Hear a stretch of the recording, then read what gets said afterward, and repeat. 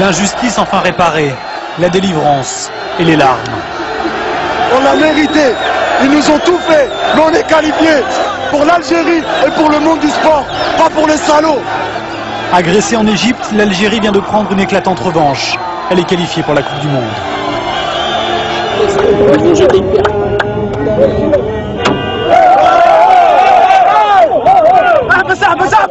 Samedi soir au Caire, après match, l'Égypte vient de forcer l'Algérie à un match d'appui.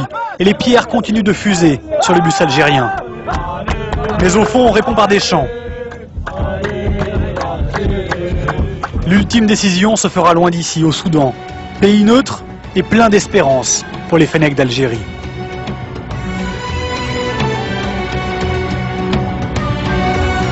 On a perdu le match, on s'est fait caillasser après le match.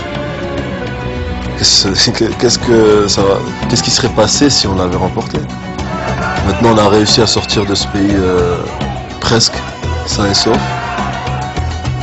Et quand on a posé un pied ici, au Soudan, et qu'on a vu tous les Soudanais, plein de Soudanais nous attendre, avec pas mal d'Algériens aussi, on s'est senti comme si on était que la prise d'otage était finie en fait.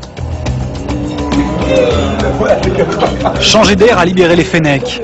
Terminé l'hôtel bunker du Caire. Les plaies physiques et morales n'ont pas encore disparu, mais elles sont derrière. La plaie s'est refermée. Normalement, on sera au top, Inch'Allah.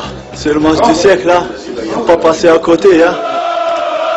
Eux non plus ne veulent pas rater ça. À la même heure, ils sont encore des milliers à Alger devant le siège d'Air Algérie. Le président Bouteflika emmène gratuitement 12 000 supporters par vol spécial. 25 avions décollent les uns après les autres, direction Khartoum.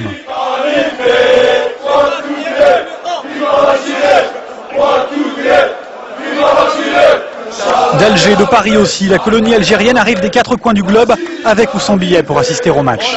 Des milliers de kilomètres, 86, 82, j'espère qu'on aura au moins des billets pour assister au match. On vient de Lille, on vient de la France, on vient d'Algérie, on veut des billets pour regarder le match.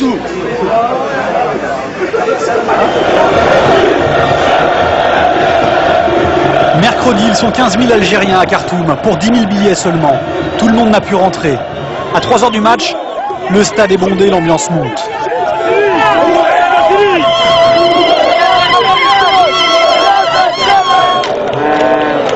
Un stade méticuleusement divisé en deux.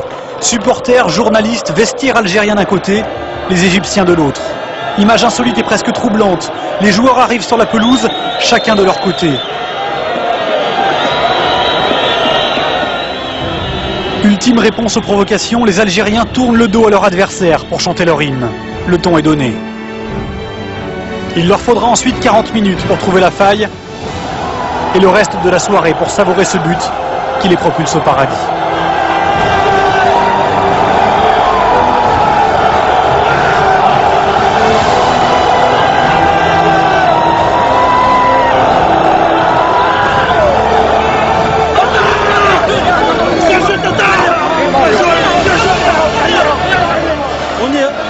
À 180 minutes, on y est au mondial, c'est mérité.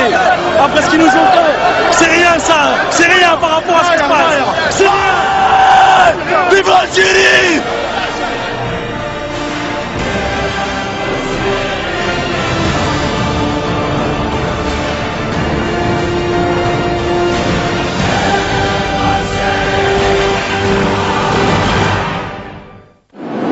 Après l'effort, le réconfort. Hier matin dans l'avion, derniers instants de répit avant le retour triomphal en Algérie. Ça sent la maison. Je pense qu'on s'attend à un accueil merveilleux. Non, ça va être la surprise. On sait que le public il doit être présent. Maintenant, ça va être une grosse surprise pour nous. Bon, on va profiter de ce moment parce que c'est vraiment unique.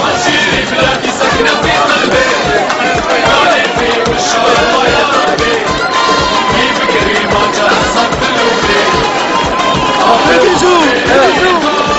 Elle est au pays, mon pote, elle est au pays. Fanfare, fleurs et tapis rouges. L'Algérie n'a pas encore gagné la Coupe du Monde, mais c'est tout comme.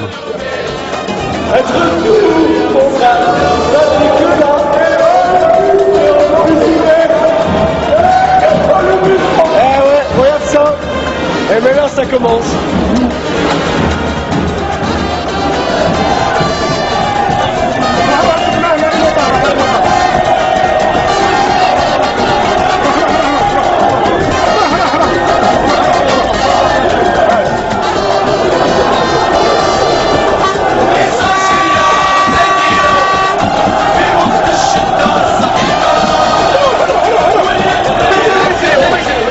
faudra 3 heures pour effectuer les 15 km entre l'aéroport et Alger. Des scènes de liesse jamais vues depuis l'indépendance. Ces 23 Fennecs, perchés sur leur bus, sont bien plus que des héros. Des martyrs bientôt reçus en grande pompe par le président de la République. Dernier honneur avant de pouvoir réaliser enfin que l'Algérie est 24 ans après de retour en Coupe du Monde.